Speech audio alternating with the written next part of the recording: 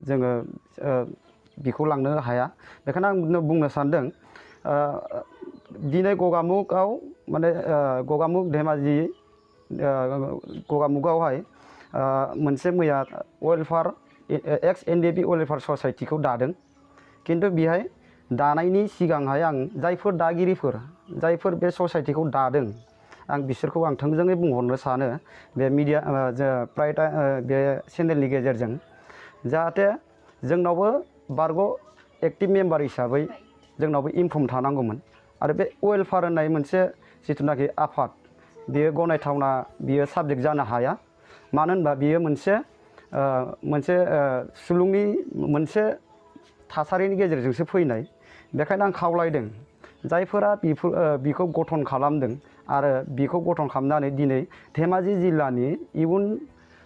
जाखांफुनाय लाइमोन सेंग्राफोरखौ लानानै जायफोरा माखासे सिस्टेम बाहायनानै लाइमोनफोरखौ लांनो सानदों बियो रं जागोन। बेखायनो आं बिथांमोनखौ खावलायदों जाहाथे माने बिनि गेजेरजों जाहाथे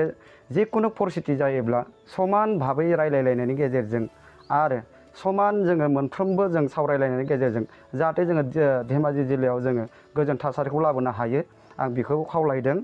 आरो बिदिनो माखासे जोंहा गोबां थासारि जागासिनो दङ जोंहा एनडिएफबि बारग' एनडिएफबिनि हान्जानिफ्राय जाहाथे बेफोर थासारिखौ जोंनि जिल्लायावहाय बेखौ लाबोनाङा आरो लाबोनाङा। लोगोसे आं खावलायबावदों जाहाथे नोंथांमोननि बा जोंनि सिन्था धारनाया गासै जिल्ला हिसाबै जोङो खौसेयै जों खामानि मावलांनो हायो आं बेखौ खावलायदों। आरो आं खावलायबावदों जायफोराहाय दिनैहाय एनडिएफबिनि बारग' हिसाबै दिनै जिल्लायाव दङ आं बिथांमोनखौ खावलायदों जाहाथे खौसेयै जोङो जानानै खामानिखौ मावलांनो हायो। आरो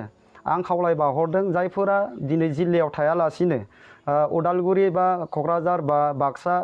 एरियायाव जोंनि धेमाजि जिल्लानिफ्राय थाहैनानै माखासे आयदा कौशल लानानै बियो जिल्लायाव खामानि मावनो नागिरदों आं बेखौ आङो गोख्रों रावजों बुंदों नोंथांमोना बेफोरबायदि पलिसिखौ बा बेफोरबायदि आयदाखौ लाबोनानै जाहाथे जिल्लायाव खामानि मावफैनाङा। मानोना जोङो बारग' एनडिएफबि हिसाबै जोङो आं खावलायदों जोङो समानै जोङो मोनफ्रोमबो जों खोथाखौनो जों सावरायलायनायनि गेजेरजों खामानिखौ मावलांनो आङो नोंथांमोनखौ गुरै खावलायदों। बेखायनो जाहाथे माखासे परिस्थितिखौ माखासे आयदा साबजेक्टखौ लाबोनानै जोंनि जिल्लायावहाय बा धेमाजि जिल्लानि लाइमोन जाखांफुनाय बा जोंनि समाजनि जिथुनाखि थासारि बेखौ जाहाथे गोग्गो समाज माने दानानै होफैयो आरो जोङो दानानै जोङो समाजखौ जों दैदेनलांनो हायो बारग' एनडिएफबि जानानै बेखौ आं खावलायदों। आरो मोनसे खोथा जोंहाय दफाफोर दङ आरो बेखौ सिस्टेम थायो। बेफोर सिस्टेमफोरखौ आङो जोंनि धेमाजि जिल्लानि गासै रायजो राजाफोरखौ खावलायदों जाहाथे एकर्ड जादों होननानै बा सुक्ति जादों होननानै जाहाथे सोरबा जे लाइमोन हान्जाफोरा बा लाइमोनफोराहाय आमुक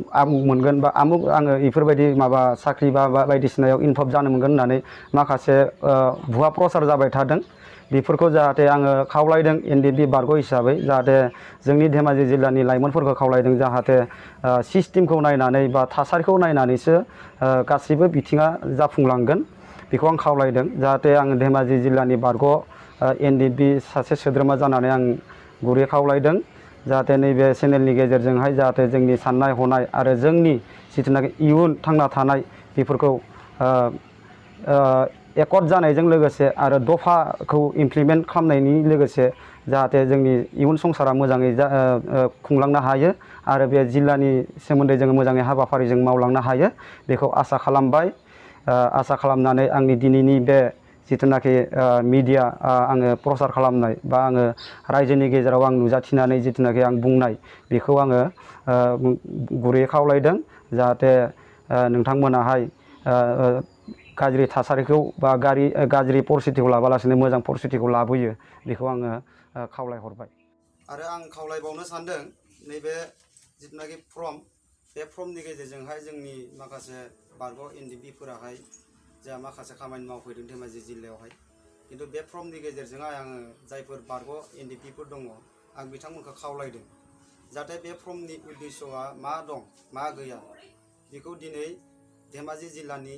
जिथुनाखि जोंजों सोथाबना थानाय सिभिल सेंग्राफोर बा सिभिल जोंजों नांफानानै थानाय बिथांमोननि गेजेराव बेखौ जायफोर बारग' एनडिपिफोर दङ बिथांमोना लाबोनानै बेखौ जिल्लायावहाय मोनसे साबजेक्ट बानायफैदों जाय साबजेक्टआहाय जाय आयदायाहाय जोंनि थाखाय मेजर नङा बेयावहाय दिनै बे फर्मखौ जोङो नायोब्ला नुयो बे फर्मावहाय ना स्टाम्पेड दङ